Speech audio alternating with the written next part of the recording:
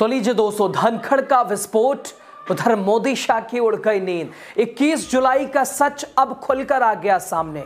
दिल्ली में खलबली, इधर मानो धनखड़ साहब कह रहे हो हमारा जुर्म है क्या, पहले कीजिए साबित।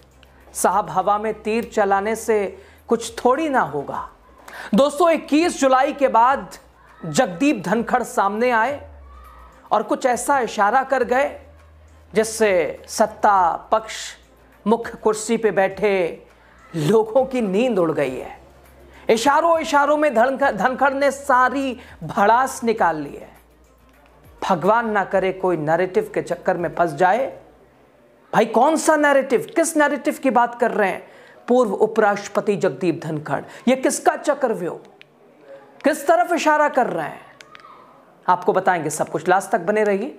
आप द राजनीति का विशेष सेगमेंट खबर और विश्लेषण देख रहे हैं। मैं हूं आपके साथ यासूब रजा। दोस्तों देश की राजनीति में कुछ बयान बस बयान नहीं होता, बल्कि वो तूफान से पहले की आहट होती है और आज यही आहट सुनाई दे रही है। 4 महीनों की चुप्पी के बाद जगदीप धनखड़ ने जैसे ही माइक संभाला, मंच मिला, उनके शब्दों ने दिल्ली की सत्ता के गलियारों में एक तरह से तूफान ला दिया है। खामोशी क्या तोड़ी, यानी शायद कुछ लोगों की रातों की नींद उड़ा दी, क्योंकि बात केवल नैरेटिव की नहीं थी, बात उस सिस्टम की थी जहां सवाल पूछना गुनाह बन जाता है और अपनी राय रखना असुविधाजनक। गुस्सा, नाराजगी, आप विरोध नहीं कर सकते हैं, काउंटर नहीं कर सकते हैं, जी तो जी, रात तो रात, दिन है तो दिन, हाँ तो हाँ, ना तो ना। अगर आपने काउंटर कर दिया तो साहब आपका दिन हो गया पूरा।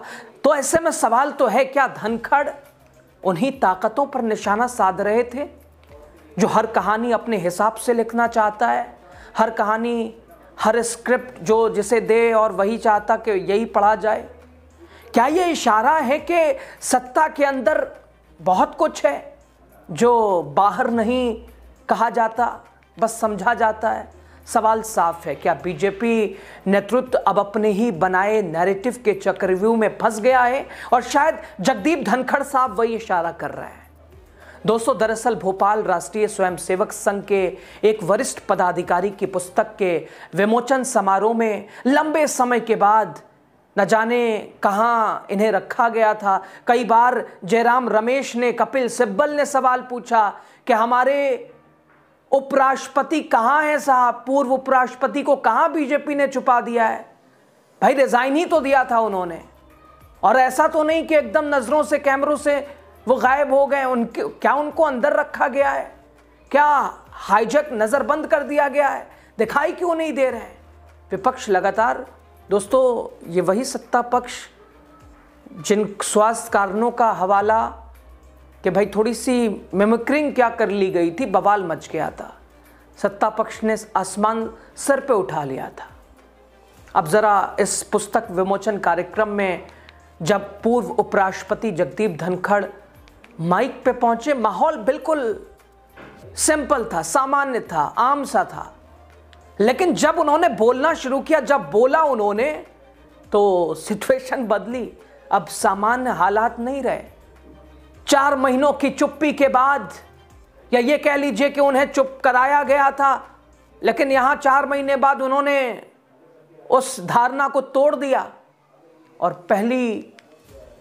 पहला कमेंट, पहली टिप्पणी जगदीप धनखड़ ने वही किया जिसके लिए वो जाने जाते हैं। सीधे 2 टूक और संकेत और उनकी कही गई बातें जो देर तक राजनीतिक हलकों में गूंजती रहती हैं, उनकी बात एक बार फिर ऐसे ही गूंज रही है। दोस्तों जो जगदीप धनखड़ ने कहा वो एक संदेश था, वो खामोशी से भेजा गया वो ऐसी भड़ास थी जो अब धीमे धीमे निकलती रहेगी। धनखड़ ने कहा कि भगवान ना करे कोई नैरेटिव के चक्कर में फंस जाए।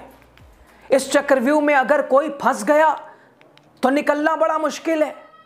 हालांकि उन्होंने बाद में कहा कि मैं अपना उदाहरण नहीं दे रहा। भगवान करे कोई नैरेटिव के चक्कर में न फंस जाए। इस चक्रव्यूह में कोई फंस गया तो निकलना बड़ा मुश्किल है। मैं अपना उदाहरण नहीं दे रहा हूं। तो आपने सुना दोस्तों, हालांकि जगदीप धनखड़ साहब तो कह रहे थे मैं ये अपना उदाहरण नहीं दे रहा हूं, लेकिन खैर वो तो कहने वाले की बात है। अब समझने वाले तो समझते वही है जो उन्हें समझना है, सामने कहने वाला कुछ भी कहे जो भी कहे। दोस्तों उनका ये बयान, उनकी ये टिप्पणी जब उन्होंने दी, उन्होंने कही, अपनी भड़ास निकाली तो ठाके लगने लगे साहब। इशारे तो मिल ही गए थे लोगों को, तालियां बजने लगी, लेकिन तालियों के बीच उठता एक सवाल, क्या धनखड़ सही मायनों में हालिया घटनाक्रम की ओर संकेत दे रहे थे? दोस्तों 21 जुलाई को धनखड़ ने अचानक उपराष्ट्रपति पद से इस्तीफा दिया था, आपको पता है। सरकारी विज्ञप्ति में कारण स्वास्थ्य संबंध समस्या बताया गया कि साहब जगदीप धनखड़ साहब बीमार हैं, स्वास्थ्य कारणों के चलते उन्हें इस्तीफा देना पड़ रहा। लेकिन राजनीतिक गलियारों में चर्चाएं, साफ तौर पर सवाल कि ये तो सत्ता पक्ष का खेल है, क्योंकि संसद का मॉनसून सत्र शुरू होने से सिर्फ एक दिन बाद दिया गया इस्तीफा बिल्कुल अप्रत्याशित था, असामान्य था। और सेशन में धनखड़ साहब बिल्कुल चुस्त दुरुस्त, एकदम टंच, जिसे ठेस भाषा में कहा जाए, दिखाई दे रहे थे।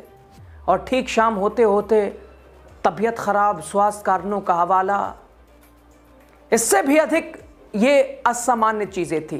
धनखड़ का ठीक सत्र के पहले हफ्ते में पूरी तरह सार्वजनिक जीवन से गायब हो जाना।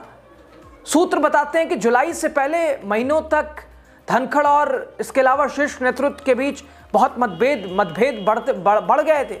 राज्यसभा में अपनी अस्पष्टवादी शैली, विपक्ष से संवाद, कुछ संवैधानिक मुद्दों पर उनकी स्वतंत्रता को भाजपा के कुछ लोग एक तरह से असुविधाजनक मानते रहे। और अब जब धनखड़ ने अपनी चुप्पी तोड़ी है 4 महीने के बाद, लंबे समय के बाद, तो उनके नैरेटिव के चक्रव्यूह वाले बयान ने राजनीतिक संदेशों की परतें खोल दी है। तूफान से पहले की शांति है। भोपाल के कार्यक्रम में धनखड़ ने किसी का नाम तो नहीं लिया, ना कोई पद, ना कोई संस्था, लेकिन चक्रव्यूह और नैरेटिव जैसे शब्द आधुनिक भारतीय राजनीति में अब सिर्फ शब्द नहीं रहे, ये संकेत हैं। संकेत किसी प्रचार, किसी छवि निर्माण, किसी ऐसी प्रक्रिया के जो किसी को ऊपर उठाती है तो कभी अचानक हाशिए पर पहुंचा देती है। ये वही नैरेटिव, ये चक्रव्यूह। धनखड़ साहब कह रहे हैं कि मैं अपना उदाहरण नहीं दे रहा हूं, लेकिन लोग समझ रहे हैं किसका उदाहरण है।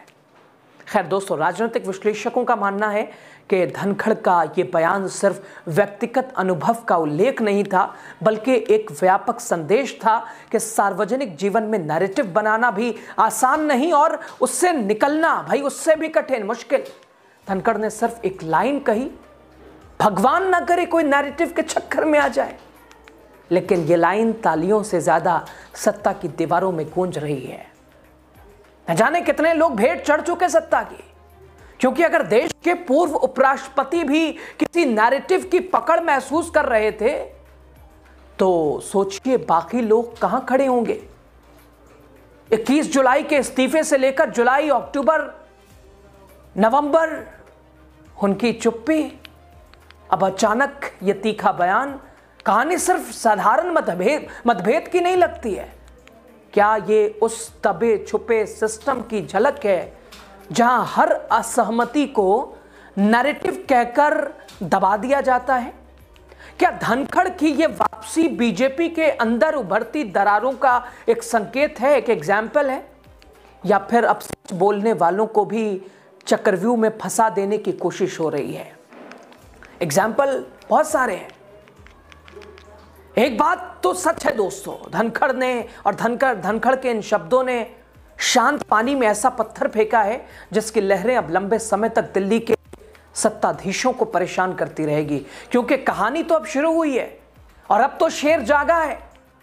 बस देखिए शिकारी कब तक फंसता है। खबर पे आपकी राय क्या है? आप क्या समझते हैं, क्या कहते हैं, बताइए, कमेंट कीजिए। आपकी राय दोस्तों ज्यादा जरूरी है।